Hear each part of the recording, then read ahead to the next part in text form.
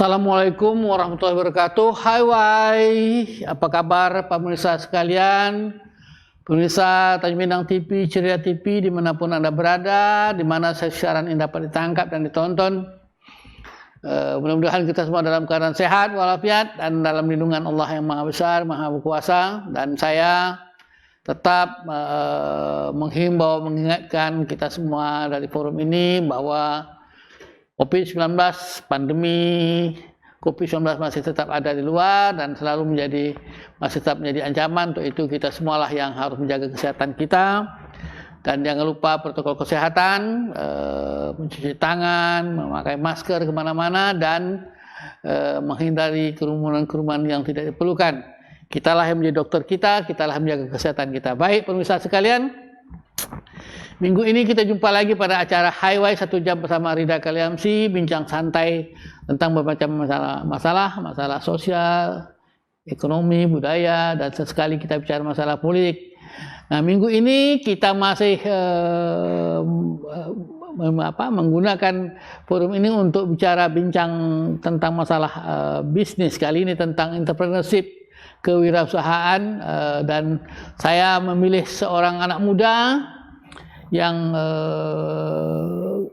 semacam penanda pada era masa ini, masa milenial ini, masalah ini, anak-anak muda ini luar biasa. Jadi mereka sendiri menjadi kekuatan yang luar biasa, berada di depan, menemukan hal-hal baru, mencari hal-hal baru, dan menjadikan entrepreneurship sebagai satu kekuatan mereka untuk ikut terlibat dalam perkembangan dunia usaha. Nah, tokoh kita atau tamu kita minggu ini adalah seorang anak muda yang sekarang tinggal di Batam. Dia seorang mahasiswa yang kuliah di dua perguruan tinggi ini. Saya tidak tahu bagaimana caranya dia membagi waktu. Kemudian dia juga bekerja di kawasan industri di Batam. Jadi bekerja juga, kuliah juga, tapi juga punya pikiran-pikiran yang luar biasa untuk menemukan ide-ide bisnis yang baik sehingga dia dapat eksis di dunia entrepreneurship. Namanya Denisa Ekalista, dan kita nanti tanya dengan dia bagaimana awal mulanya dia mencintai ini. Nah, Denisa Ekalista ini baru saja mendapat award Entrepreneurship Award yang diselenggarakan sebuah perguruan tinggi di Sumatera Barat dengan dukungan dari koordinator wilayah perguruan tinggi Dikti 10. Dikti 10 ini mencakup wilayah Sumatera Barat, Riau, Kepulauan Riau, dan kawasan lain, Jambi atau Bangka Belitung, saya tidak tahu apa sebetulnya, tapi Kepulauan Riau termasuk salah satu wilayah yang dibina oleh koordinator wilayah perguruan tinggi 10 ini. Baik pemirsa sekalian, kita tanya pada Indonesia bagaimana mulanya dia bisa mencintai dunia bisnis ini. Apakah memang ada keluarganya yang memang punya latar belakang pengusaha atau apa sehingga dia mengembangkan bakatnya, atau dia ini justru menemukan semangat bisnis ini karena dia berada di Batam. Pengaruh Batam sebagai kota bisnis itu membentuk pikiran dia sebagai seorang bisnis, dan kemudian sebagai anak muda yang aktif dalam dunia medsos, multimedia ini, dia menemukan cara-cara untuk mengembangkan talentanya masuk ke dunia usaha seperti. Baik, Denisa, silakan Anda bercerita pada kami bagaimana awal mulanya Anda bisa mencintai bisnis, bisa masuk dan kemudian memilih dunia usaha muda ini sebagai bahagian daripada kehidupan sehari-hari. Baik, silakan Indonesia. Baik, terima kasih Pak Rida atas kesempatannya. Bagaimana proses saya bisa mencintai dunia bisnis ini? Kalau tadi Pak Rida singgung mengenai latar belakang keluarga, sebenarnya nggak ada latar belakang yang spesifik. Orang tua saya di Dabo Singkep memang seorang pengusaha, memiliki toko yang berjualan sembako itu di Dabo Singkep. Nah, kalau untuk ketertarikan saya di dunia bisnis itu sendiri, sebenarnya saya nggak ingat kapan pastinya saya tertarik ke dunia bisnis, tapi seingat saya sejak SMP itu saya pernah mengikuti saudara saya. Jadi ceritanya saudara saya itu pernah berjualan, terus di zaman SMP itu pas masih pakai zaman-zamannya pakai BlackBerry, handphone BB. Nah, itu sistemnya saya reseller gitu. Saya beli sama dia, terus saya jual balik ke teman-teman saya gitu. Awal mula saya berjualan itu di dari SMP itu masih pakai HP BlackBerry. Jadi pakai BlackBerry itu kemarin medsosnya masih BBM ya kan, BlackBerry Messengers. Nah, dari sanalah awal mulanya gitu. Terus berlanjut setelah perkembangan teknologi udah semakin melesat, udah ada Android dan sebagainya, udah ada Instagram, Facebook dan sebagainya, untuk mencarikan supplier itu lebih mudah gitu. Saya pernah jualan baju, pernah jualan case HP, pernah jualan random lah barang-barang yang saya jual itu. Tapi basisnya online, basisnya internet ya. Jadi IT ya. Internet. Jadi tidak fisikal langsung jualan bawa kemana-mana menjajah tidak, tapi by online ya. Artinya sudah SMP Anda sudah berkenalan dengan teknologi IT dan itu menjadi bisnis sehari-hari. Walaupun masih kecil-kecil lah, tapi Anda sudah mengenal dunia online sebagai bisnis. Oke, lalu langsung terus.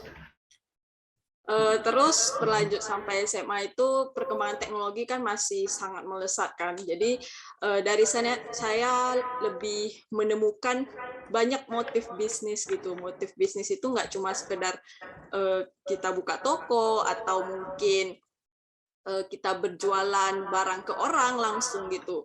Melalui perkembangan teknologi itu saya menemukan banyak-banyak hal seperti yang namanya reseller, dropshipper gitu. Teknologi ini memudahkan kita sebagai seorang pebisnis ya menurut saya. Kalau dulu zaman-zaman dulu kita harus ke toko, stok barang buat toko, itu kan punya risiko yang sangat-sangat besar kalau misalnya barangnya itu nggak kejual laku atau bagaimana. Tapi dengan adanya perkembangan teknologi itu, kita bisa menjual barang tanpa kita mengestok barang gitu. Kalau saya kemarin sistemnya itu saya reseller, dari customer-customernya itu masih orang Dabuk gitu. Dabuk kan susah diakses gitu kan, susah untuk menemukan akses teknologi seperti atau mungkin pabrik-pabrik yang memiliki harga yang murah gitu. Nah, jadi produk yang Anda tawarkan kepada dunia usaha itu produknya berada di luar Singkep semuanya, bukan produk yang dihasilkan di ya. Jadi berada misalnya di Jakarta, di mana Anda jadi semacam pengusaha perantara saja ya, membridging antara konsumen dengan pabrik seperti itu ya. Nah, iya kalau semasa di Dabuk nggak ada, di Singkep nggak ada produk yang bisa Anda tawarkan waktu itu, seperti katakanlah produk-produk perikanan apa seperti itu misalnya, seperti Kalau di Dabuk sendiri, menurut saya sendiri emang minim ya Pak. Kalau misalnya, kalaupun ada, mereka mungkin nggak butuh peran teknologi di sana. Mereka tinggal datang ke toko, langsung beli dan sebagainya. Deliver langsung ke pemesan ya, betul ya. Iya, kalau mereka pun butuh hal-hal yang mereka mau itu pasti nggak ditemukan di Dabuk. Makanya mereka mau beli gitu. Sebagai anak muda, produk apa yang paling Anda yang paling ideal Anda tawarkan? Apakah busana, apakah merchandise dan lain seperti apa yang ada di dunia anak muda? Tentu Anda tidak menjual tidak produk-produk dunia yang lebih serius, kata produk-produk dari pertanian apa seperti itu. Kalau untuk anak muda sendiri, saya pernah menjual beberapa staff gitu, yang banyak diminati itu pastinya yang mereka butuhkan dalam keseharian mereka gitu. Simpelnya anak muda itu pengen eksis gitu, entah itu fashion mereka harus bagus atau barang-barang mereka harus bagus gitu. Kalau saya kemarin pernah jual casing HP. Untuk di kawasan Dabo sendiri itu lumayan karena kemarin saya memang fokusnya itu untuk di kawasan Dabo, jadi sistemnya itu saya order dari supplier, terus saya open PO-nya di Dabo gitu. Jadi orang-orang Dabo itu PO-nya ke saya, lalu saya ordernya langsung ke supplier. Jadi saya itu kayak secara tidak langsung membantu orang-orang Dabo itu untuk mendapatkan akses ke barang-barang yang di Dabo itu nggak ada. Di Dabo itu ada sebenarnya casing HP. Mungkin keterbatasan mereka memilih itu yang sulit gitu. Mereka cuma bisa memilih kadang, apalagi tipe-tipe HP yang udah lama nggak muncul gitu. Nah, yang saya jual itu sistemnya itu by custom. Jadi mereka bisa custom foto, desain dan sebagainya itu sebebas mereka gitu. Cuma minusnya dari sistem ini adalah karena kita harus order dari supplier, jadi dari supplier itu kan pada umumnya seperti di Jakarta, di Jogja dan sebagainya, akses untuk ngirimnya ke Dabo itu yang membutuhkan waktu relatif cukup lama. Di sana aja sih. Jadi customer kamu di sana apa? Yang hanya di Singkep atau ada di luar dari Singkep, di mana-mana juga ada di tempat-tempat lain? Karena sebab kamu dengan teknologi IT ini kan kamu bisa mencapai mana-mana saja customer kamu yang banyak menjadi. Kalau untuk kemarin sih, memang saya fokusnya untuk solve yang di Dabo gitu, karena kebetulan saya juga interest sama barang tersebut gitu. Logikanya orang Dabo itu kalau berbelanja, beli satu barang itu rugi karena ongkirnya mahal. Jadi seringnya itu digabungin, ngajak teman dan ini. Nah, daripada kita beli banyak barang untuk diri sendiri, jadi lebih baik kita jual gitu kan. Selain jual itu kan bisa membantu orang lain juga yang bisa mencari kebutuhan mereka tapi nggak mereka ketemukan di Dabo gitu. Oke, jadi kamu melakukan bisnis awal itu sebagai siswa di Singkep sampai di sekolah lanjutan atas ya, bisnisnya itu. Iya, Pak. Kemudian baru kamu pindah ke Batam melanjutkan. Sekarang umur berapa kamu sekarang ini? Sudah terlibat bisnis online nih sejak dari SMP lalu sekarang udah selesai kuliah? Saya sekarang semester 3 umur 19, semester 3 dan semester 1 seperti yang tadi Pak Rida bilang saya kuliah di 2 kampus. Masih sangat muda ya. Sudah bergelut dengan bisnis sudah. Sekarang kamu pindah ke Batam, kamu kuliah, lalu kamu melanjutkan bisnis sekarang. Jadi sekarang masih tetap meneruskan bisnis yang dimulai dari Dabo itu, dari anunya.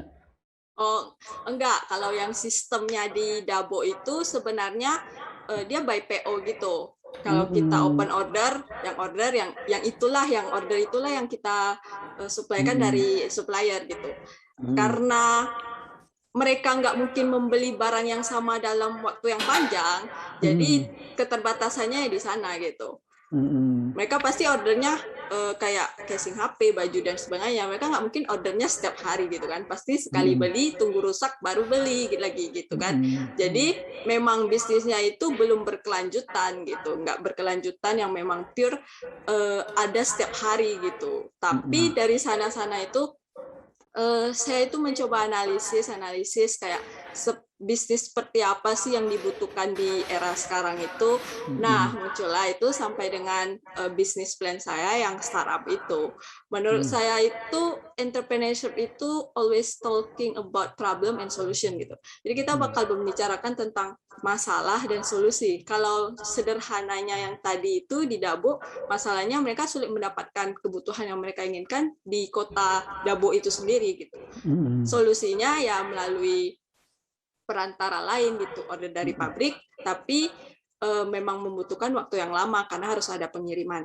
Nah, itu sih yang saya dapatkan sekarang. Kenapa saya nggak fokus di sana? Kalau di Dabo itu kan problem IT-nya just oke, artinya kontak apa jaringan, tapi kan delivery-nya ke Dabo itu katalah itu dari produk Jakarta itu memang tidak ada handicap, tidak ada masalah. Kan problemnya bisnis online itu kan jaringan, kontak, delivery. Nah, delivery-nya itu ke Dabo yang termasuk pulau terpencil itu tidak ada masalah waktu Anda melakukan itu.